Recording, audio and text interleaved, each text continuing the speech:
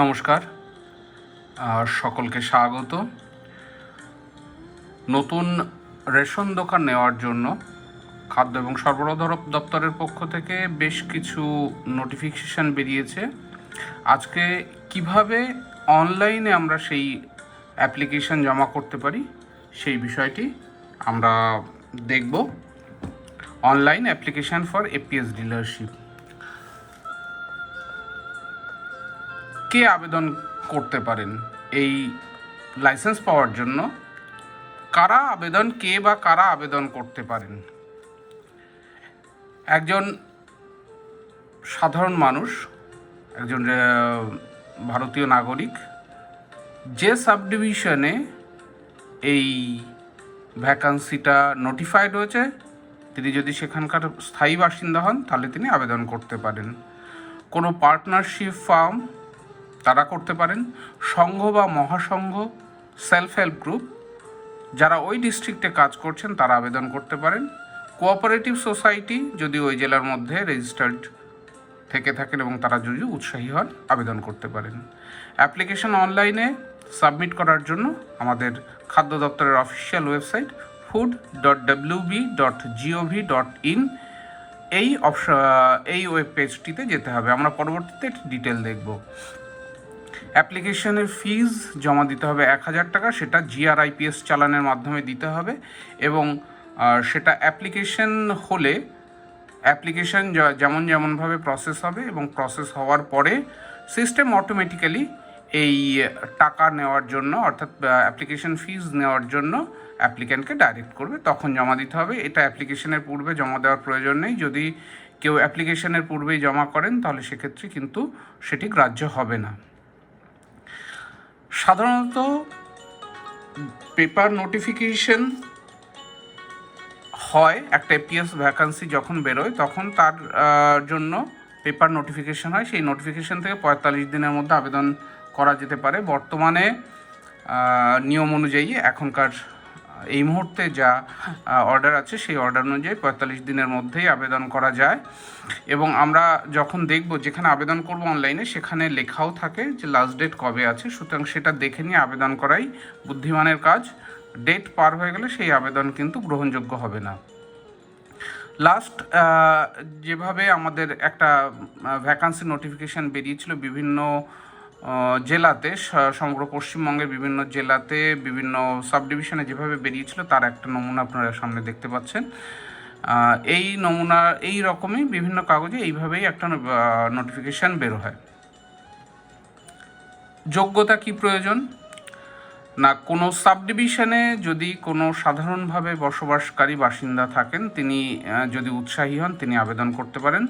জোর দেওয়া হয় যে পঞ্চায়েত, গ্রাম পঞ্চায়েত বা যে ওয়ার্ডে এই ভ্যাকান্সিটা বেরিয়েছে যদি সেখানকার স্থায়ী বাসিন্দা হন সেটা সবথেকে বেশি ভালো হয়।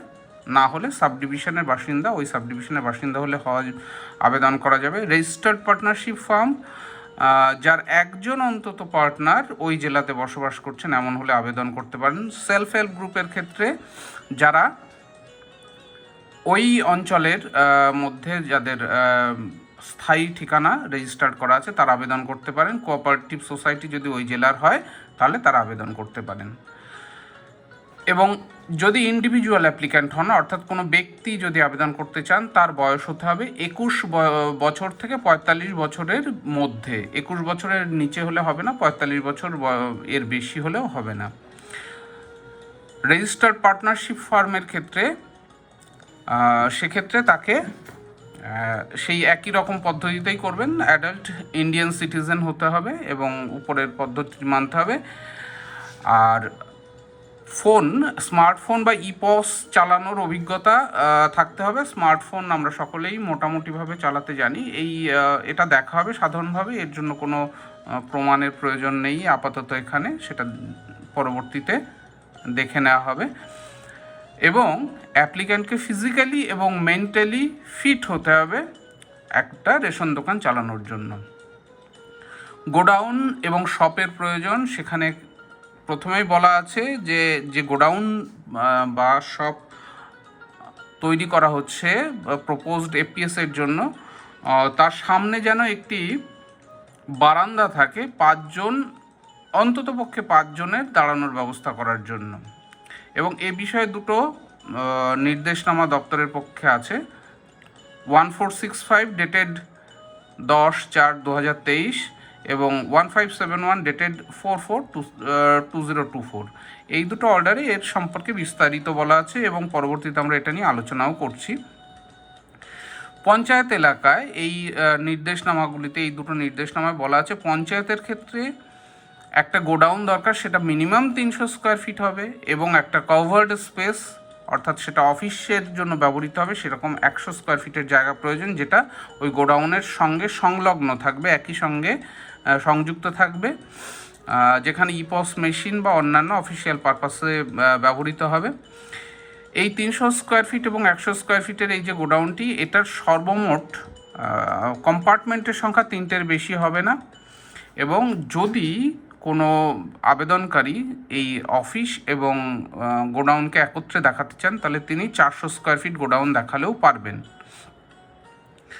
গোডাউন অবশ্যই পাকা হতে হবে এবং ওয়েল ভেন্টিলেটেড হতে হবে, কংক্রিট স্ল্যাব এবং ব্রিক স্ল্যাব দিয়ে তৈরি হতে হবে। ছাদ অ্যাসবেস্টাস বা টিন বা কংক্রিট স্ল্যাব দিয়ে ছাদ তৈরি হতে পারে। যদি অ্যাসবেস্টাস বা টিন দিয়ে ছাউনি হয়, সেক্ষেত্রেও কিন্তু একটা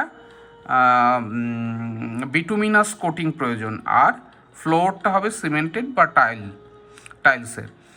গোডাউনের হাইট হতে হবে, দেওয়াল যেটা গোডাউনের দেওয়ালের হাইট হতে হবে অন্ততপক্ষে 8 ফিট, এবং প্লিন্থ হাইট অর্থাৎ ভূমি থেকে বা গ্রাউন্ড লেভেল থেকে যেন অন্ততপক্ষে 1 ফিট উচ্চতায় থাকে। আর একটি বারান্দা থাকতে হবে, যে বারান্দাতে অন্তত 5 জন মানুষ যারা মাল নিতে এসছেন তারা দাঁড়াতে পারেন। যদি হিল এরিয়া, দার্জিলিং এবং কালিম্পং ডিস্ট্রিক্টের হিল এরিয়া এবং মিউনিসিপ্যাল কর্পোরেশন এরিয়া হয়, তবে সেক্ষেত্রে 150 স্কোয়ার ফিটের একটি গোডাউন প্রয়োজন এবং 50 স্কোয়ার ফিটের অফিস প্রয়োজন, এবং সেক্ষেত্রে 3 জন মানুষ যেন অন্ততপক্ষে দাঁড়াতে পারেন এমন একটি বারান্দা প্রয়োজন। যদি তিনি গোডাউন এবং অফিস একত্রে দেখাতে চান, তাহলে সেক্ষেত্রে 200 স্কোয়ার ফিটের মধ্যেই যেন অন্ততপক্ষে হয়। এছাড়া বাদবাকি যা অন্যান্য যা রিকোয়ারমেন্ট আছে, সেটা আগে যেটা বললাম তার সঙ্গে সমান সমান। মিউনিসিপ্যাল এরিয়ার সাব এরিয়াতেও এই একই নিয়ম প্রযোজ্য হবে, সাব এরিয়ার ক্ষেত্রেও একই নিয়ম প্রযোজ্য হবে। আপনারা দেখতে পাচ্ছেন এখানে সেই একই নিয়ম প্রযোজ্য সমস্ত ক্ষেত্রেই। তো আমরা এবার চলে আসি ক্যাপিটাল, ওয়ার্কিং ক্যাপিটাল কত প্রয়োজন। আর সাধারণত খাদ্য দপ্তর কোনো ক্যাপিটাল আলাদা করে প্রয়োজন হয় না, কারণ এখন সমস্ত রেশন ব্যবস্থাটাই একটা ফ্রি অফ কস্টে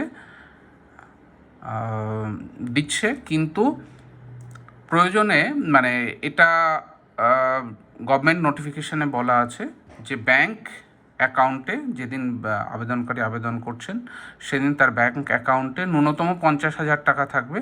সেটা সেভিংস অ্যাকাউন্টে হতে পারে, কারেন্ট অ্যাকাউন্ট থাকতে পারে, ফিক্সড টার্ম বা ফ্লেক্সি ডিপোজিটেও থাকতে পারে। সেটা একটা কমার্শিয়াল ব্যাংকে, শিডিউল কমার্শিয়াল ব্যাংকে থাকবে, এবং সেটা ডকুমেন্টটা দেখাতে হবে। যদি পরবর্তীতে এটা আবেদনের সময় এটা দেখাতে হবে, যদি পরবর্তীতে তিনি এফপিএস ডিলার হিসেবে নিযুক্তি পান, তবে সেক্ষেত্রে একটা সিকিউরিটি ডিপোজিট রাখতে হয় 25,000 টাকার, এবং একটা লাইসেন্স ফি দিতে হবে 10,000 টাকা, যেটা একটা নির্দিষ্ট হেডে জমা দিতে হবে 8443-00-103-00107, এবং আরও একটি নাম্বার আছে। এই নাম্বারগুলিতে পরবর্তীতে আবারও পাওয়া যাবে, আমাদের নোটিফিকেশান ডাউনলোড করলেও নোটিফিকেশানে এই নাম্বারগুলো আছে, সেখানে এই টাকাটা জমা দিতে হবে। কিন্তু আবেদনের সময় অ্যাটলিস্ট আবেদনকারীর ব্যাংক অ্যাকাউন্টে 50,000 টাকা আছে, এটা দেখাতে হবে। এছাড়া অন্যান্য ডকুমেন্ট যেগুলো প্রয়োজন আপলোড করতে হবে অ্যাপ্লিকেশনের সঙ্গে, সেগুলো এখানে বলা হচ্ছে। Recent colour photograph of individual applicant, যদি কোনো ব্যক্তি নিজের জন্য আবেদন করেন, ইন্ডিভিজুয়াল ব্যক্তি যদি আবেদন করেন, তাহলে তার ফটোগ্রাফ লাগবে। আর রেজিস্টার্ড পার্টনারশিপ ফার্ম হলে তার সমস্ত পার্টনারদের লাগবে। আর রেজিস্টার্ড কোঅপারেটিভ সোসাইটি বা সেলফ হেল্প গ্রুপ যদি হয় তাহলে তার সমস্ত অফিস বিয়ারারদের কিন্তু ছবি প্রয়োজন হবে। একটা এফিডেভিট লাগবে, এফিডেভিট ইন অ্যানেক্সার 1। এইটা অরিজিনাল জমা দিতে হবে পরবর্তীতে যখন এনকোয়ারি হবে তখন, কিন্তু এফিডেভিটটা অবশ্যই ফার্স্ট ক্লাস জুডিশিয়াল ম্যাজিস্ট্রেট অথবা এক্সিকিউটিভ ম্যাজিস্ট্রেট থেকে করতে হবে একটা এফিডেভিট। আইডেন্টিটি প্রুফ দিতে হবে ব্যক্তির, বা যদি সেলফ হেল্প গ্রুপ হয় বা যদি পার্টনারশিপ ফার্ম হয় তাহলে তার সমস্ত পার্টনারদের সেলফ হেল্প গ্রুপ হলে তার সমস্ত অফিস বিয়ারারদের কিন্তু প্রুফ অফ আইডেন্টিটি দিতে হবে। আইডেন্টিটি প্রুফ হিসেবে কী কী দেওয়া যেতে পারে? Election commission photo identity card অর্থাৎ এপিক, আধার কার্ড, পাসপোর্ট। এরপরে দিতে হবে একটা রেসিডেন্সিয়াল অ্যাড্রেস। সেই রেসিডেন্সিয়াল অ্যাড্রেস হিসেবে আমরা election commission photo identity card বা EPIC, Aadhaar card, digital ration card, passport, recent electric bill, driving licence যে কোনো একটা দিতে পারি।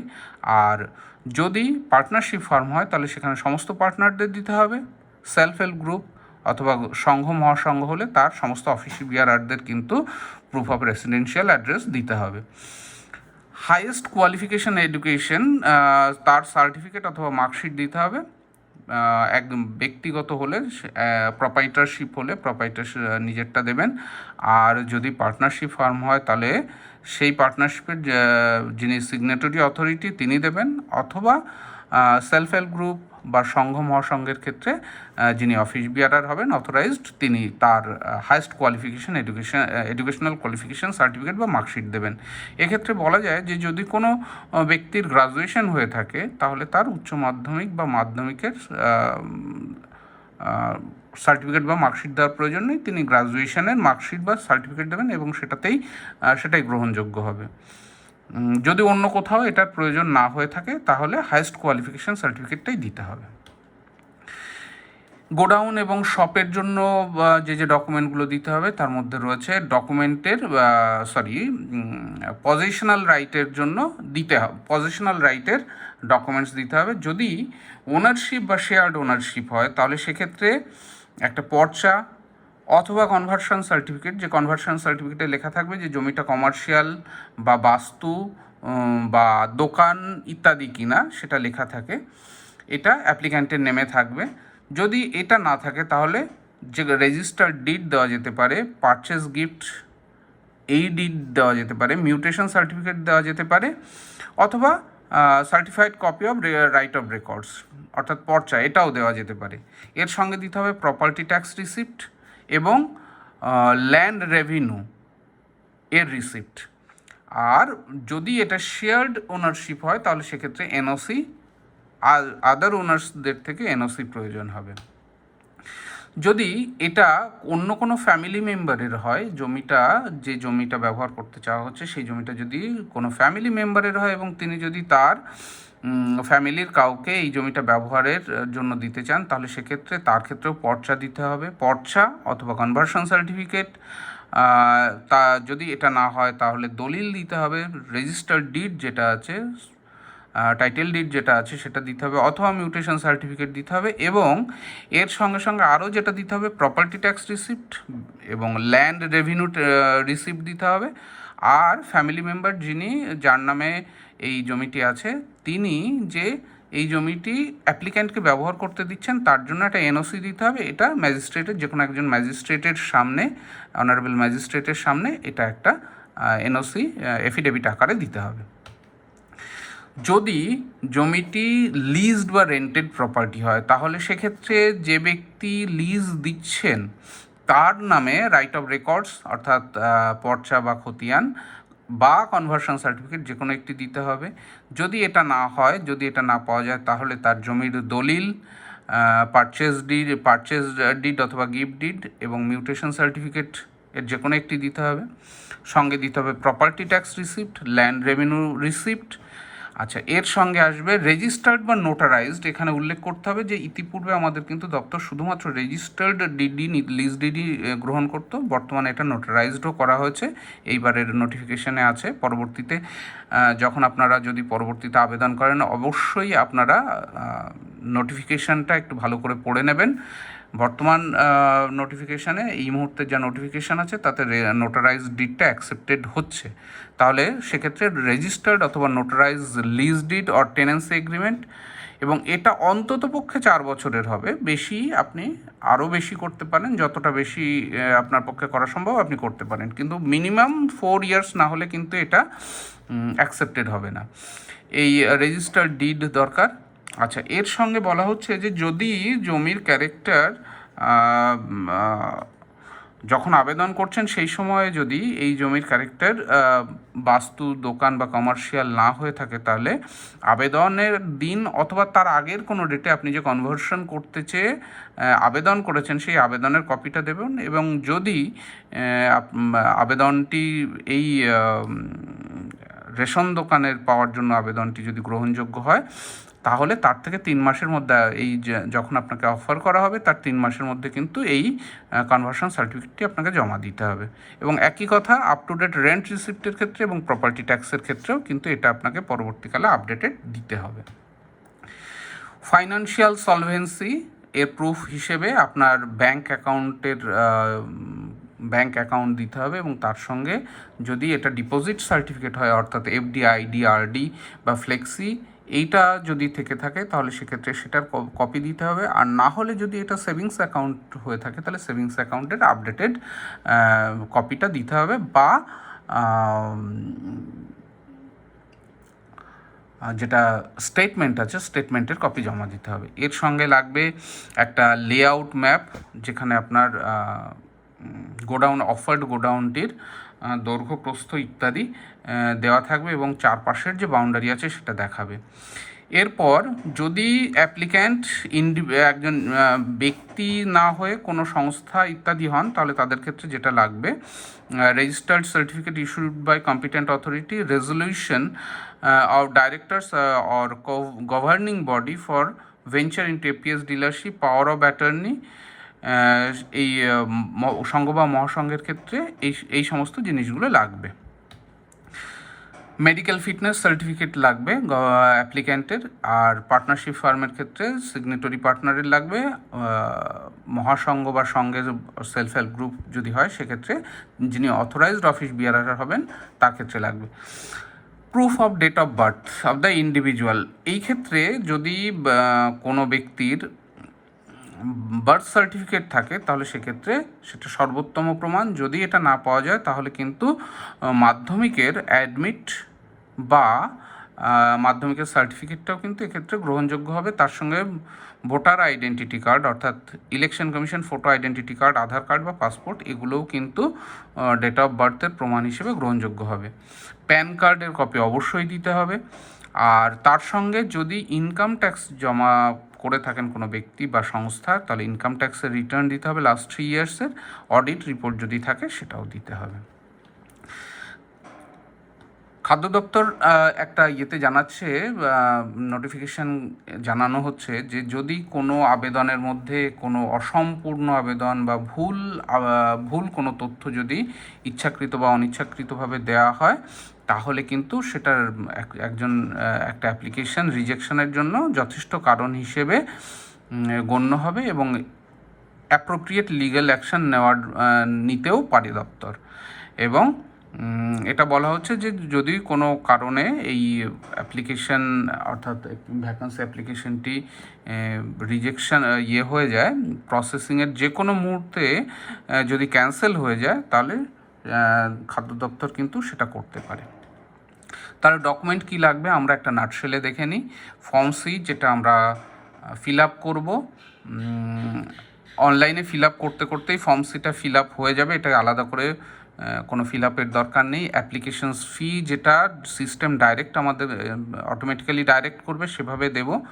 এর সঙ্গে সঙ্গে voter identity card, Aadhaar card, যদি পাসপোর্ট থাকে দিতে চান, যদি না থাকে সমস্যা নেই, যে কোনো এর মধ্যে যে ডকুমেন্টগুলো বলা হয়েছে এখানে এই ডকুমেন্টগুলোর মধ্যে যে কোনো দুটি আপনাকে কিন্তু স্ক্যান করে রাখতে হবে এবং 100 KB এর মধ্যে। আচ্ছা, প্যান কার্ড অবশ্যই 100 KBর মধ্যে আপনি স্ক্যান করে রাখবেন। ব্যাঙ্ক অ্যাকাউন্ট উইথ স্টেটমেন্ট, এটাও একই রকম 100 কেবির মধ্যে স্ক্যান করে রাখবেন, এগুলো আপলোড করতে হবে। Medical fitness certificate from government hospital scan করতে হবে। Affidavit in annexure 1 from first class judicial অথবা এক্সিকিউটিভ ম্যাজিস্ট্রেট, এটাকেও স্ক্যান করতে হবে। হায়েস্ট এডুকেশনাল কোয়ালিফিকেশন সার্টিফিকেট আর মার্কশিট, এটাকেও স্ক্যান করতে হবে। Certificate of character of land, অর্থাৎ যেটা কনভার্সন সার্টিফিকেট বলা হচ্ছে, সেটাকেও কিন্তু স্ক্যান করে আপলোড করার প্রয়োজন হবে। তার সঙ্গে রাইট অফ রেকর্ডস, ডিড অথবা পর্চা, এগুলোর যেটা থাকবে সেটাকেই স্ক্যান করে রাখতে হবে। রেন্ট এগ্রিমেন্ট বা লিজ এগ্রিমেন্ট অথবা এনওসি, যে ক্ষেত্রে যেটা প্রযোজ্য, এটাকেও কিন্তু আপনার পুরোটা স্ক্যান করে রাখতে হবে। এবং এই ক্ষেত্রে এটার জন্য 250 কেবি পর্যন্ত জায়গা পাওয়া যাবে, 250 KB. Property tax receipt, land tax receipt, এই দুটো লাগবে। Up to date rent receipt, যে ক্ষেত্রে প্রযোজ্য, এটাকেও স্ক্যান করে রাখবেন। Sketch map with boundaries scan করে রাখবেন। ফটোটাকে আপনি কিন্তু জেপিজি বা পিএনজি ফরম্যাটে করতে পারেন, বাদ বাকি সমস্ত ডকুমেন্ট কিন্তু পিডিএফ ফরম্যাটে করবেন। স্পেসিমেন সিগনেচার, এটাকেও স্ক্যান করবেন। আইটি রিটার্ন, অডিট রিটার্ন নয়, অডিট রিপোর্ট অ্যাকচুয়ালি, যে ক্ষেত্রে যার ক্ষেত্রে আছে তিনি এগুলোকে স্ক্যান করে রাখবেন। এইবার আমরা চলে আসি আমাদের আসল অ্যাপ্লিকেশনের ক্ষেত্রে। অ্যাপ্লিকেশান করতে গেলে আমরা যাব food.wb.gov.in, এটা হচ্ছে খাদ্য দপ্তরের অফিসিয়াল ওয়েবসাইট।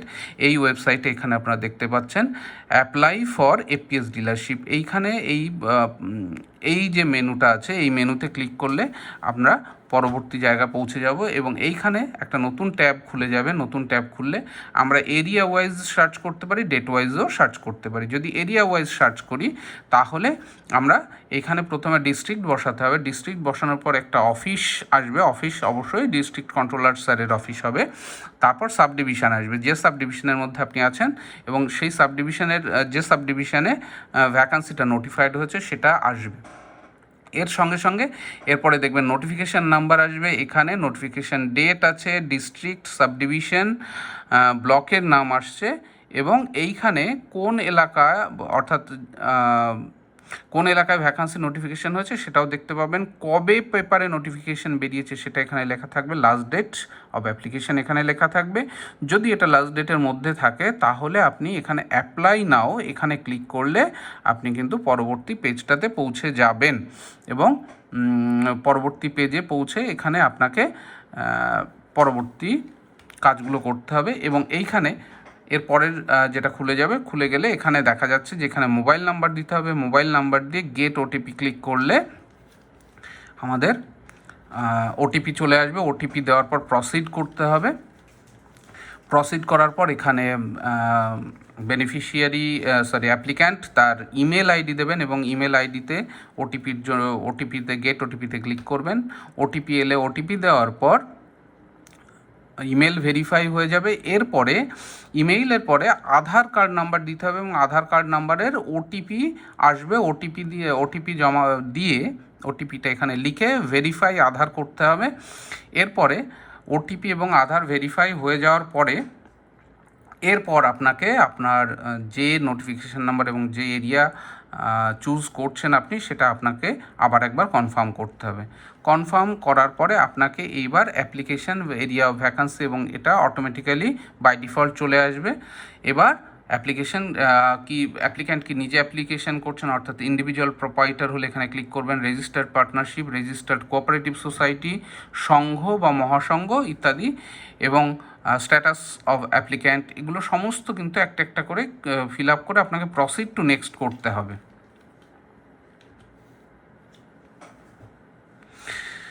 এখানে যেহেতু আধার ভেরিফিকেশান হয়ে গেছে, আধার ভেরিফিকেশান হয়ে যাওয়ার ফলে এখানে কিন্তু তার নাম অটোমেটিক্যালি দেখাবে এবং আধার কার্ডটা এটা প্রিফিল্ড হয়েই আসবে।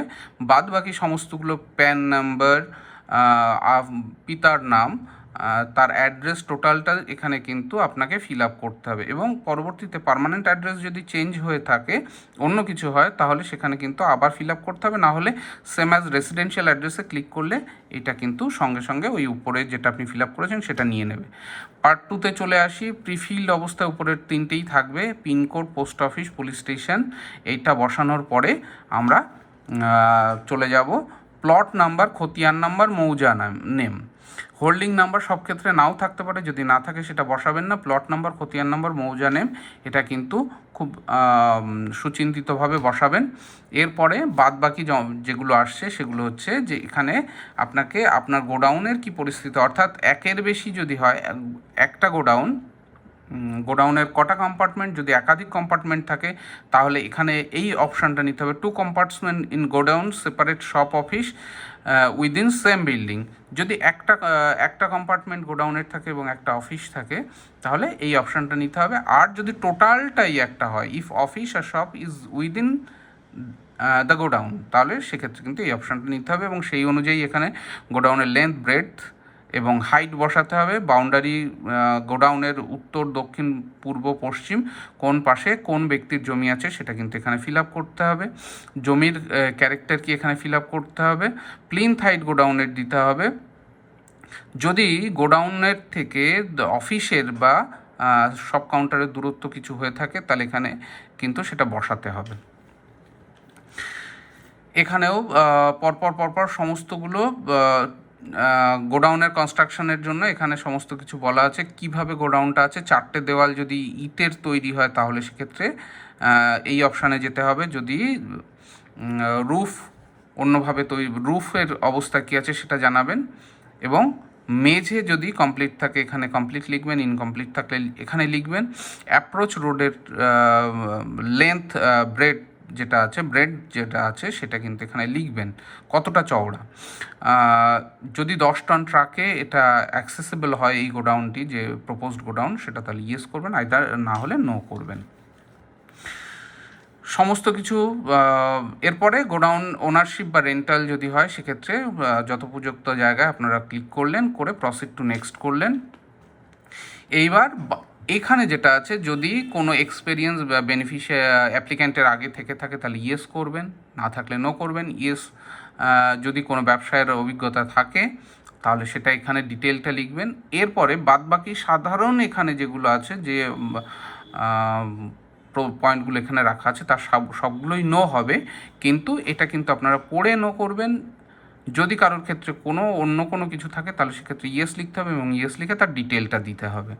সাধারণভাবে যদি ডিপার্টমেন্টের এর আগে কোনো কিছু তার সঙ্গে কোনো সমস্যা না হয়ে থাকে তাহলে সাধারণভাবে এটা নো হবে। এরপর এখানে একটি চেক বক্স আছে, এটা ক্লিক করবেন এবং proceed to payment and upload documents অপশানে যাবেন। গেলে এবার আপনাকে এইখানটায় এই পেজটা খুলবে। এটা কিন্তু GRIPS-এর পেজ। এখান থেকে আপনাকে টাকা দিতে হবে। এর আগে আপনাকে কোথাও টাকা দেওয়ার বাইরে থেকে, সিস্টেমের বাইরে থেকে টাকা দেওয়ার কিন্তু কোনো প্রয়োজন নেই। এখানে আপনার নাম লিখবেন, মোবাইল নাম্বার লিখবেন, ইমেল লিখবেন এবং অ্যাড্রেসের ক্ষেত্রে মাথায় রাখবেন যে এখানে কোনো স্পেশাল ক্যারেক্টার দেবেন না, এখানে কোনো স্পেসও নেবে না। এটা নিয়ে সেভ করবেন। পরের সেভ করলে নেক্সট পয়েন্টে আপনাকে এরকম আরেকটা পেজ দেখাবে, সেটাতে আপনারা ভেরিফাই ওকে করবেন। তারপরে যেটা করবেন সেটা এখানে এসে ওকে করবেন। ওকে করার পর আপনার যে পদ্ধতিতে আপনি টাকা জমা দিতে চান, ইউপিআই বা আপনার ইন্টারনেট ব্যাঙ্কিং বা ক্রেডিট কার্ড, ডেবিট কার্ড, সমস্ত অপশান দেবে। সেটা দেওয়ার পর পেমেন্ট কমপ্লিট হলে এখানে আপনাকে দেখিয়ে দেবে পেমেন্ট সাকসেসফুল। এবং এখানে ডাউনলোড চালানটি করবেন, কিন্তু অবশ্যই ডাউনলোড চালান করবেন। দেখুন এখানে চালান ডাউনলোড করা হয়েছে। এই চালান ডাউনলোড করার পরে এইখান থেকে কিন্তু আর আপনি পেছনে গিয়ে খাদ্য দপ্তরের এখান থেকে আপনাকে রিডাইরেক্ট করবে না।